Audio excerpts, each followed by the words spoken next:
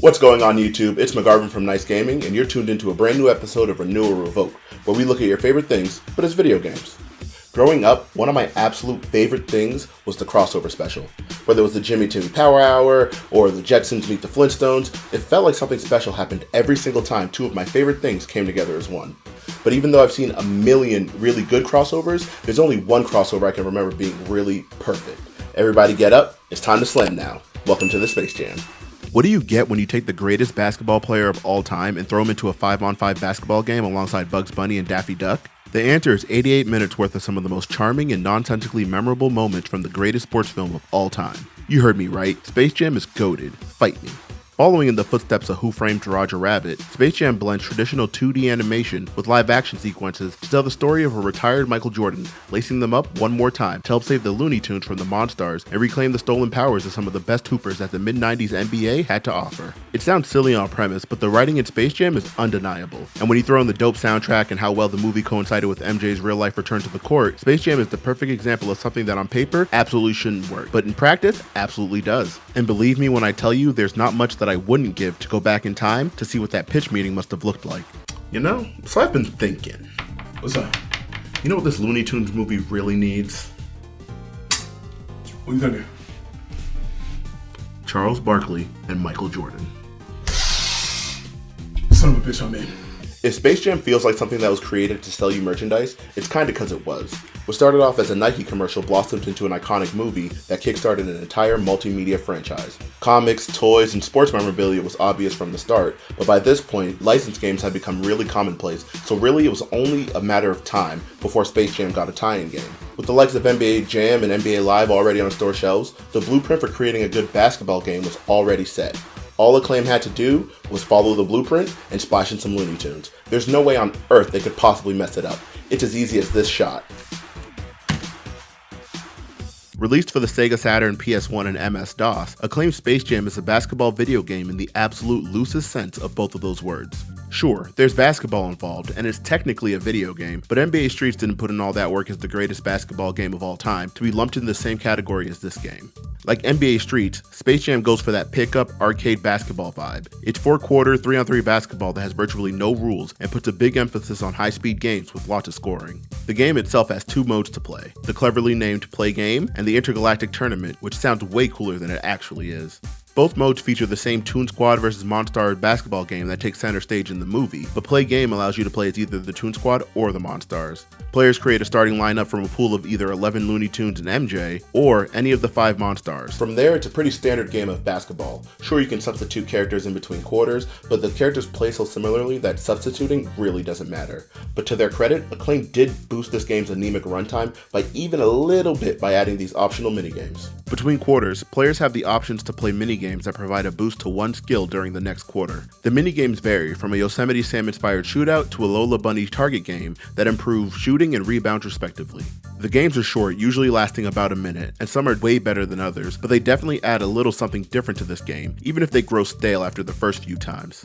Aside from the game's Play Now mode and the minigames, the Intergalactic Space Tournament is the only other thing to do in Space Jam. Like I mentioned earlier, the name of this mode overpromises and underdelivers, in that it's the same gameplay as Play Now, but elimination style. You start by picking a team captain and building a team of 3 Looney Tunes and play 5 games. After every game, 2 of your non-captain Looney Tunes are retired from the tournament and replaced by another 2 tunes. Winning all 5 games nets you the ultimate prize. The credits roll and you can finally send this game back to hell where it came from. Honestly, I wouldn't mind this mode if the characters didn't all play nearly identically. Each character has individual stats that determine how good they are in-game, but there are only 3 stats, with only 3 levels each, so there's not much variation, especially when you throw in the fact that so many characters have identical skill distributions. Porky is just Elmer and Pigface, while Bugs and Lola play the exact same, so the choice between the two is mostly down to preference. The Monstars suffer the same fate, with 4 of the 5 playing like cartoon versions of Shaq, big on blocks and rebounds, with no speed and no ability to shoot. Still, regardless of the stat distribution, a lot of the characters feel like they play exactly the same as their counterparts. The one character that feels markedly different from the others though, is Air Jordan himself. 23 is absolutely busted. He does everything well and can carry an entire team on his 6'6" shoulders. Playing playing with MJ feels as cheap as using Michael Vick in Madden 04 or Bo Jackson in the Tecmo Bowl. He's that overpowered. Yet, with how simple the game is, you don't necessarily need his airness to dominate the opponent. As long as you're not lobbing bricks with Foghorn Leghorn from Steph Curry range, it won't be long before you're up by 20-something and cruising to a nice W. If it feels like I'm selling this game short, trust me, I'm not. There just isn't that much to do in this game, so no matter how many different rule sets you use or how many characters you play with, it all ends up feeling the exact same, and somehow, the gameplay isn't even the worst part of this game.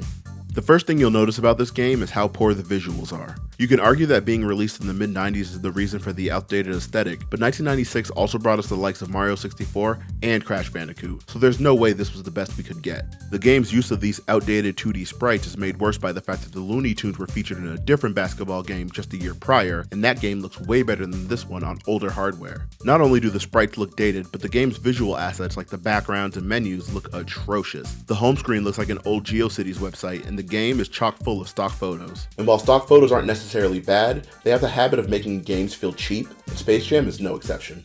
It's not all bad with acclaimed Space Jam though. The in-game announcer is a bright spot and even has character-specific dialogue for when a dunk gets slammed down. It's only a couple of lines per character, but it adds a bit of flavor to this bland soup of a game. Speaking of dunks, they're easily my favorite part of this game. Each Looney Tune has a signature dunk that comes with a special animation, and it's never not cool when Taz spins his way to a dunk or Lola uses her ears to put that thing down. It looks good every time, and it makes me wonder why they bothered to make such ice-cold animations for such a hot turd of a game. This entire Space Jam experience can be summed up in one quick sentence: fastest way to make a buck on a movie without even trying. The whole game can be completed in less than an hour playing on the default settings, and with no unlockables, no in-game story, no diversity in the gameplay, and only 2 true teams to play with, Space Jam gets boring very quickly. At its very best, Space Jam is a shelf sitter that hasn't seen the inside of a PlayStation in 15 years. But at its worst, at its very worst, Space Jam is a shameless cash grab meant to prey on big-time Space Jam fans who don't know better. And for that, Space Jam by Acclaim earns an obvious revoke.